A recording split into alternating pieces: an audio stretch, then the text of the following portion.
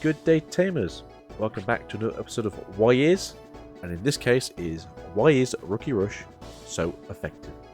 Now, before we start today's episode, if you could, like, comment, subscribe, please. As I'd like to see if we get 250 subscribers by the end of the year. 1,000 would be fantastic, but I think a Christmas miracle is definitely needed for that one. But that said, let's go with the episode. Let's start where it all began. Special set 1.5. Brought forth one of the strongest rookies to ever grace our sleeves. Vmon. No, not that one. This one. Jamming on a level 3 Digimon is probably one of, if not, the worst feelings to have when your opponent is smashing down your security with no recourse to your opponent. Hit another monster? Great, they just stick to the battle area with no response. Option card? Oh well, at least I only lost a rookie and not a large stack that I've spent a large amount of resources on, leaving the field, meaning I'm in an even worse spot than before. Now, don't get me wrong, Rookie Rush does have downsides. Bad draw power, low damage, weak to removal. That would normally sound really bad, right? First version of Rookie Rush came in blue-green, having access to options like Hammer Spark to gain memory or a Flower Cannon to suspend an opponent's blocker, making it a little easier to strike fear into your opponent's heart as you chip away at the resources most can't regain, the security stack. One of the biggest advantages Rookie Rush has is being Rookie Rush. Most decks don't have to worry about the opponent dropping rookies to win games. Most decks build up a stack normally. By the time you've figured out it's a Rookie Rush deck, you're probably best starting game 2. So why was the blue-green variant successful? Besides the fantastic options and the low cost of the rookies used, mixed with the 1-cost evolutions to crash into blockers, Vegemon for green, Gorillamon blue. Blue also have access to a card that will allow you to underspend a level 4 or lower. Vmon, a champion level Digimon that could have you win games by catching your opponent off guard. Because they crashed into the 6k hoping it survived a turn, only to get blindsided by an extra swing from a Digimon you had already forgotten about. BT4 was the dark time for Rookie Rush, with Nidhogg being introduced into the game. Any rookies on the field got suspended and thrown back into the deck. This destroyed Rookie Rush for at least one period of time. With time comes change. BT5 brought forward the yellow-green variant, having access to removal in the form of an option, Spire Masquerade, and a handsome little Starman. With cheap removal, one of your Rookie Rush biggest issues being blockers, you can now set up a board and wipe out most Digimon, or multiple blockers, removing possibly the last hope they had to get back into the game. Maybe you only have 2 memory left, but your opponent has 1 blocker on the field.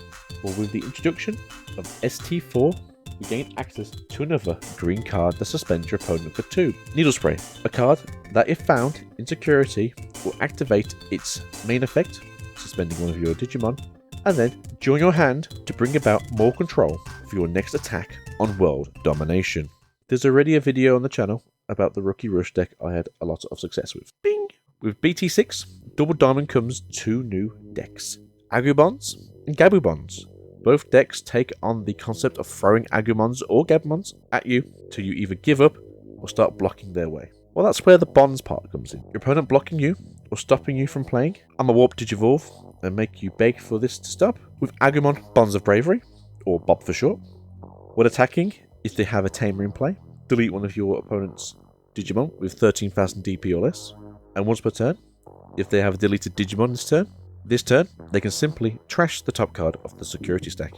If played on top of the Agumon from BT6, they will then gain security stack +1. Now, there's a plan C, and what this entails is using other Agumon to evolve into Greymon, and swinging for a little extra damage. The perfect Greymon would be the one that gains security stack +1 if it has an Agumon underneath it. Now, GabuBonds does like to throw tiny monsters at your opponent, but GabuBonds of Friendship, Bop-Off's effect, are a little more forgiving at the price of unsuspending like a whirlwind causing serious property damage. When attacking, once per turn, you may unsuspend this Digimon if you have a Tamer in play, but you also have another when attacking effect, and that reads, you can remove one level 5 or lower Digimon from the field to your opponent's hand, trashing the cards underneath it. If Digivolving from the BT6 GabuBond, you can swing 3 times, possibly ending games, or putting your opponent at a large disadvantage. To make matters worse, the two best decks currently in the format are both Rookie Rush variants. With the next two sets known to us already, the chances of a yellow-red Rookie Rush deck happening are on the horizon, with cards like Toy Agumon and Grizzlymon coming in BT7 and BT8 respectively. More destruction is bound to be in the works, with dual colours coming with the release of the Impildramon and Mastimon structure decks following suit in BT8.